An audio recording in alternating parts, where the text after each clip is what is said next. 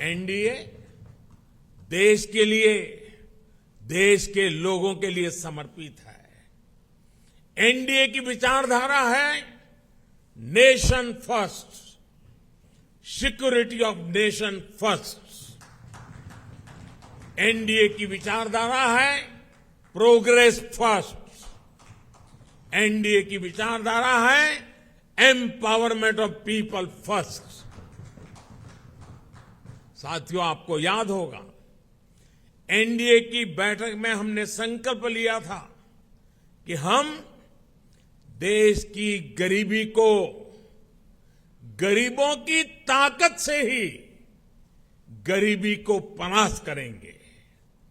इसलिए इन वर्षों में हमारा सबसे ज्यादा जोर गरीबों को सशक्त करने पर रहा। हमने श्रमयोगी को सम्मान दिया, डिग्निटी ऑफ लेबर पर बल दिया। हमने गरीब को सुरक्षा का एहसास दिया। हमने गरीब को यह विश्वास दिया कि आपके हर प्रयास के पीछे एनडीए सरकार एक भरोसेमंद साथी की तरह आपके साथ खड़ी है। जैसे किसान को अगर सही बीज और खाद पानी मिल जाए तो वो पैदावार का रिकॉर्ड बना देता है, वैसे ही हमने गरीबों को सशक्त करने के लिए उन्हें हर संभव मदद की। इसका परिणाम क्या आया? अभी नीति आयोग की सबसे ताजा स्टडी आई है। आप में से कुछ मित्रों ने उसका उल्लेख भी किया। इस स्टडी के मुताबिक 2015-16 के बाद के 5 वर्षों में ही 13.5 करोड़ लोग गरीबी रेखा से बाहर आ गए हैं।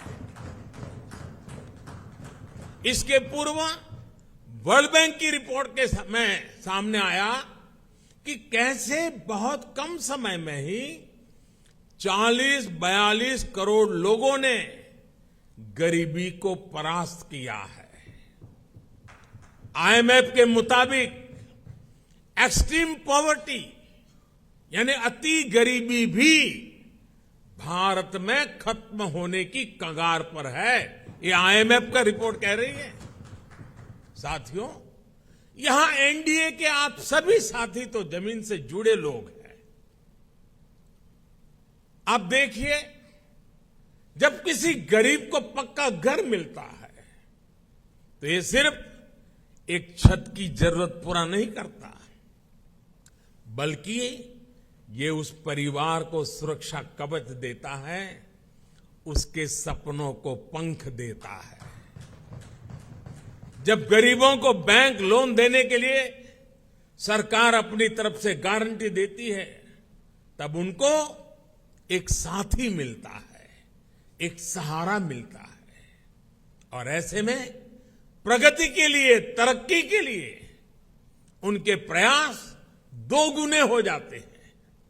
जब गरीब को हम मुफ्त इलाज का भरोसा देते हैं तो उससे एक परिवार ही नहीं बल्कि उसके आने वाली पीढ़ियों का भविष्य भी सुरक्षित हो जाता है। आप सभी जानते हैं कि पहले जब गरीब परिवार में बीमारी आती थी तो उसके पास 2 ही विकल्प होते थे। या तो अपनी आंखों के सामने अपनों को जीवन के लिए संघर्ष करते देखें, या फिर मकान, दुकान, खेत, खलिहान जो भी थोड़ा बहुत पास में हो उसे बेचें या गिरवी रखें। पीढ़ी दर पीढ़ी गरीब को गरीब रखने के इस कुचक्र को भी एनडीए सरकार की अनेक योजनाओं ने तोड़ दिया है। गांधी जी से लेकर बाबा साहब आंबेडकर और लोहिया जी तक सभी ने जिस सोशल जस्टिस की, सामाजिक न्याय की अवधारणा की थी, और मैं समझता हूं हम जो कर रहे हैं वो यही सच्चा सोशल जस्टिस है, सामाजिक न्याय है।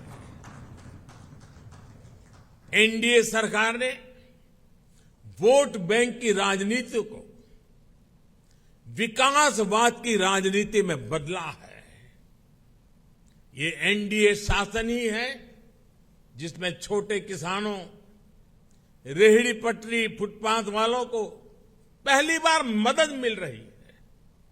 हमारे विश्वकर्मा साथियों को भी पहली बार ये विश्वास मिला है कि उनके लिए भी कोई सरकारी योजना बन सकती है। साथियों, गरीबी से भारत की इस लड़ाई का एक और पक्ष है। आप सब ये भी जानते हैं कि पहले हमारी माताओं बहनों के नाम पर प्रॉपर्टी खरीदने का चलन कम ही था। वे एक प्रकार से घर के, समाज के आर्थिक फैसलों से कटी हुई थी। देश की आधी आबादी और परिवार को चलाने वाली ताकत का जब ये हाल हो तो गरीबी से पार पाना आसान कैसे हो सकता था। अब जब बहनों के नाम बैंक अकाउंट खुले, उनके नाम पर घरों की रजिस्ट्री हुई, उनके नाम पर ऋण मिलने लगे, तो एक नया सामर्थ्य समाज में पैदा हुआ। मुद्रा योजना की सबसे बड़ी लाभार्थी हमारी बहनें हैं। स्टार्टअप इंडिया की सबसे बड़ी लाभार्थी हमारी बेटियां हैं।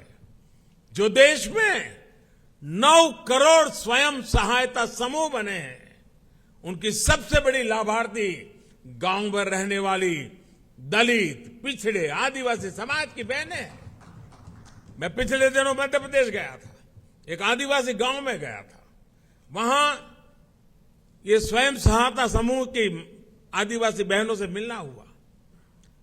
जितने समूह थे उन्होंने कहा अब तो हमारी पहचान है, हम लखपति दीदी हैं। हमारा कारोबार इतना है कि आज हम लखपति बन गए हैं। ये बहुत बड़ा परिवर्तन है साथियों, एनडीए सरकार ने महिलाओं के कल्याण को, उनकी तकलीफ कम करने को सर्वोच्च प्राथमिकता दी है। जब घर में टॉयलेट बना तो बहनों को सम्मान और सुरक्षा दोनों मिला। जब नल से जल आया, गैस का सिलेंडर आया, तो उनकी परेशानी कम हुई, उनके समय की बचत हुई। इस समय को वो अपने परिवार की आय बढ़ाने में उपयोग कर रही है। ये सिर्फ गरीबी से बाहर निकलने का प्रयास नहीं है, बल्कि वुमेन लेड डेवलपमेंट का रास्ता है जिसे एनडीए सशक्त कर रहा है। आज डिफेंस से लेकर माइनिंग तक हर सेक्टर को बेटियों के लिए खोल दिया गया है। देश को पहली आदिवासी महिला राष्ट्रपति देने का सौभाग्य एनडीए को मिला है।